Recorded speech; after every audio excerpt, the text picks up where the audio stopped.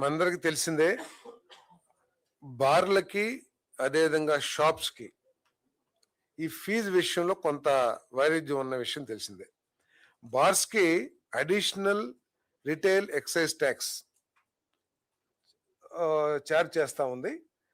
దాని మూలంగా ఏంటంటే ఈ బార్లోనేమో లిక్కర్ కాస్ట్లీ అయిపోతా ఉంది ఈ ఛార్జెస్ మూలంగా, కానీ వీటన్నిటి మూలంగా ఏఆర్ఈటీ మూలంగా షాప్స్లో తక్కువ అవుతుంది. ఈ బార్స్ బిజినెస్ కొద్దిగా ఇబ్బందిగా ఉందని చెప్పేసి ఏఆర్ఈటీని అంటే అడిషనల్ రిటైల్ ఎక్సైజ్ ట్యాక్స్ ఏదైతే ఉందో దాన్ని విత్డ్రా చేయటం జరిగిందని చెప్పేసి మనం చేస్తాను.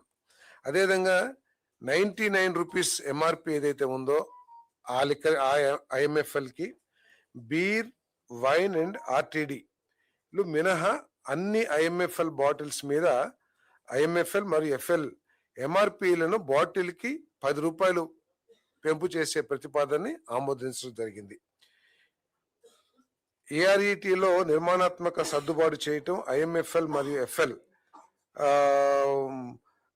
పై రిటైలర్ మార్జిన్ను ఎంఆర్పి యొక్క సుమారు 1% పెంచడంపై మంత్రుల బృందం సిఫార్సులకు ఆమోదం తెలిపిందని చెప్పేసి మనం చేస్తాం. ఏంటంటే ఇప్పుడు షాప్స్కి ఓన్లీ 14% మాత్రమే ఇస్తున్నారు. ఇప్పుడు 1% పెంచి 15% ఇవ్వడం జరుగుతుంది.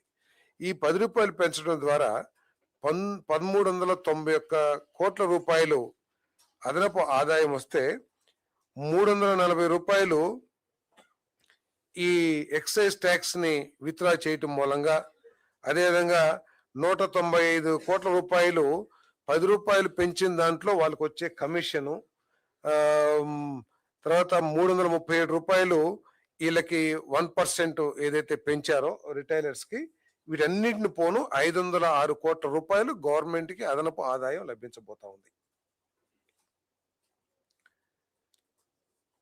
మున్సిపల్ కార్పొరేషన్ పరిమితులకు చుట్టూ 5 కిలోమీటర్ల పరిధి బెల్ట్ లో నిర్దేశిత పర్యాటక కేంద్రాల్లో మరియు స్థానంతో ప్లేస్తో సంబంధం లేకుండా 3 స్టార్ మరియు అంతకంటే ఎక్కువ హోటల్లో ప్రస్తుత నియమాలను నిర్దేశించిన మున్సిపల్ కార్పొరేషన్ పరిమితులకు అదనంగా మైక్రో బ్రూవరీలను అనుమతించడానికి ఆమోదం తెలిపింది.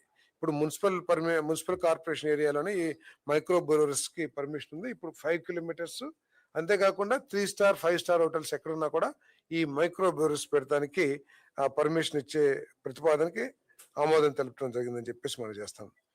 అదేవిధంగా జల్ జీవన్ మిషన్ కార్యక్రమం అమలు కోసం national bank for financing infrastructure and development AP Jal Jeevan water supply corporation కు మంజూరు చేసిన 5,000 కోట్ల రుణానికి ప్రభుత్వ హామీ ఇవ్వటానికి ఆమోదం తెలిపింది.